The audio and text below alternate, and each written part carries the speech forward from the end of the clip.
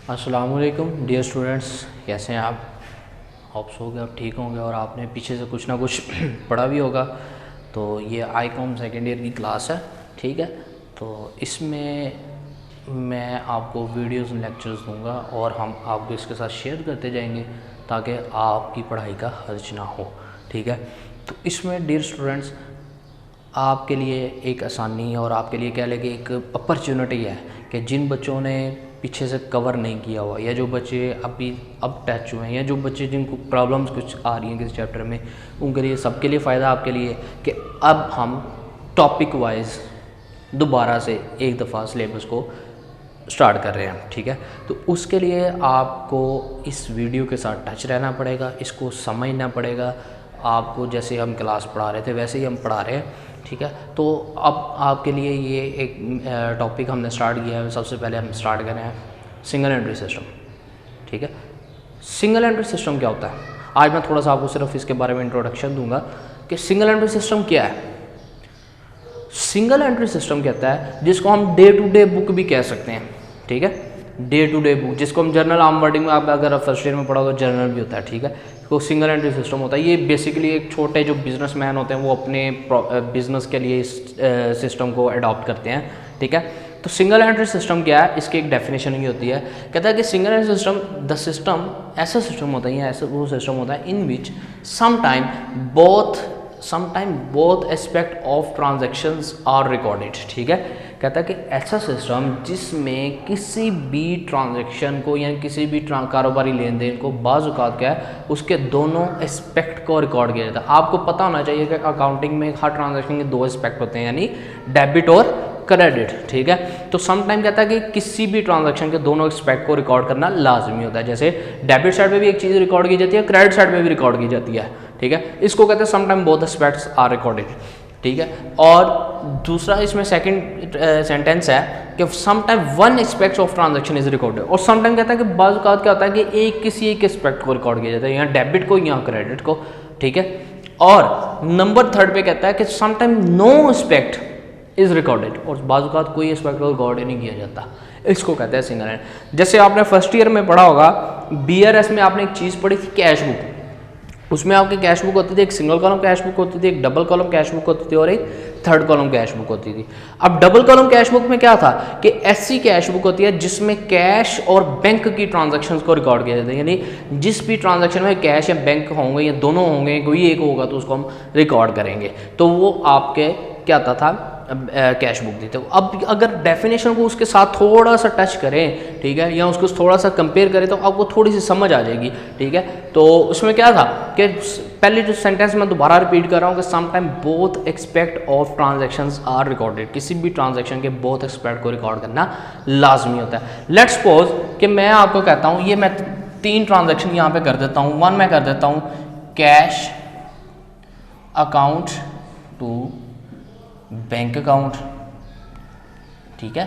Number second में कर देता हूँ bank account to Ali account, और नंबर थर्ड में मैं कर देता हूँ sales return to Ali account, ठीक है। ये मैं 3 ट्रांजैक्शन रिकॉर्ड करता हूँ। अब देखें दोबारा, समटाइम बोथ एस्पेक्ट्स, मैं कहता हूँ कि अब इन ट्रांजैक्शन को, ये तीनों ट्रांजैक्शन को आप डबल कॉलम कैश बुक में रिकॉर्ड करें। This is double column cash book, ठीक है।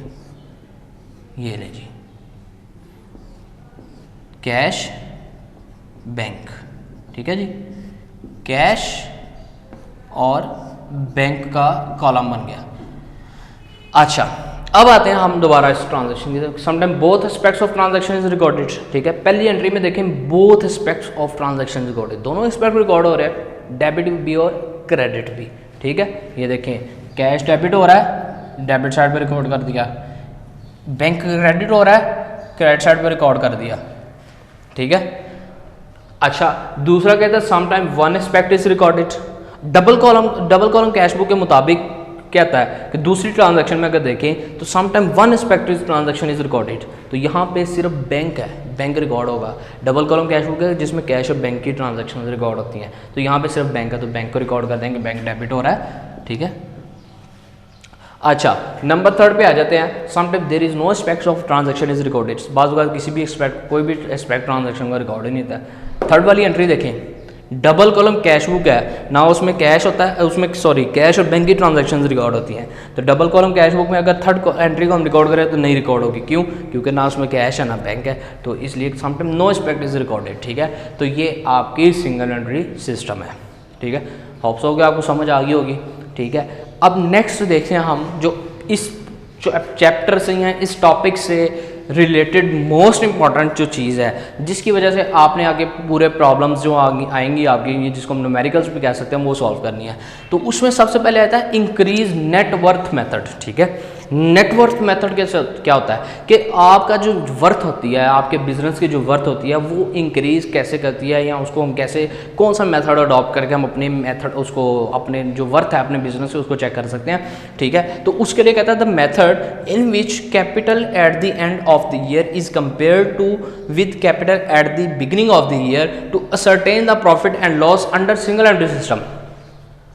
सिंगल एंट्री सिस्टम के मुताबिक अगर उस बिज़नेस का प्रॉफिट या लॉस मालूम करना होता है तो हम इंक्रीज नेटवर्थ मेथड अडॉप्ट करते हैं। और इंक्रीज नेटवर्थ मेथड में क्या अडॉप्ट किया जाता है कि कहता है कि जो आपके कैपिटल होता है, यानी आपका सरमाया होता है, कैपिटल एट द एंड, साल के आखिर का जो कैपिटल होता है, यानी साल के आखिर में जो आपके पास कैपिटल होता है, ठीक है, उसको कंपेयर करते हैं हम आप साल के शुरू के कैपिटल के साथ, यानी जितना हमने कैपिटल इन्वेस्ट किया है, ठीक है, उसके साथ कंपेयर करते हैं। तो हम उसको अपने बिजनेस के सिंगल एंट्री सिस्टम के मुताबिक अपने बिजनेस के प्रॉफिट या लॉस को मालूम कर सकते हैं कि हमें प्रॉफिट हुआ या लॉस हुआ। सपोज मैंने कैपिटल लगाया बिजनेस में 1 जनवरी को, यानी बिजनेस मैंने 1 जनवरी को स्टार्ट किया, मैंने कैपिटल लगाया 1 लाख। ठीक है, मैंने पूरा साल उस कैपिटल को यूज़ किया, पूरा साल उस कैपिटल से मैंने अपने बिजनेस की ट्रांजैक्शन की, सेल परचेज़ की, जो भी है वट। ठीक है, साल के एंड पे 31 दिसंबर को जब मेरा कैपिटल था, मैंने देखा तो मेरा कैपिटल था 5 लाख।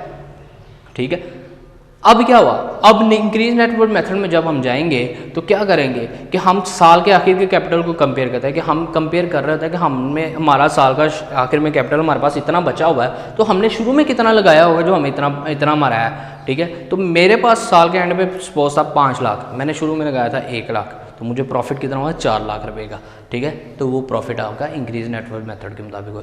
ठीक है जी, अब इसमें आपके साथ कल इंशाल्लाह मैं डिस्कस करूँगा कि इसको फर्दर सॉल्व कैसे करना है। ठीक है, ये मोस्ट इंपॉर्टेंट टॉपिक है, ये मोस्ट इंपॉर्टेंट चैप्टर है, इसमें से आपका क्वेश्चन पेपर में तकरीबन आता है। ठीक है, तो इसलिए आपने इसको बिल्कुल तवज्जो से और समझ के करना है। नहीं समझ आएगी तो आप दोबारा हमें नीचे कमेंट्स में वगैरह में हमसे पूछ सकते हैं। ठीक है, तो इसके लिए आप इसको रिपीट करें, इसको रिवाइज करें, इसको देखें, फिर कल इंशाल्लाह जब हम नए आएंगे उसमें नए टॉपिक में आएंगे या नए आगे काम करेंगे, तो आपको अगर ये चीज़ क्लियर होगी तो आप आसानी से आगे समझ सकेंगे। इंशाल्लाह आपको समझ आई होगी। और काइंडली आप इस वीडियो को सब्सक्राइब करें हमारे चैनल को, और इस वीडियो को शेयर करें इंशाल्लाह। थैंक यू, अल्लाह हाफिज़।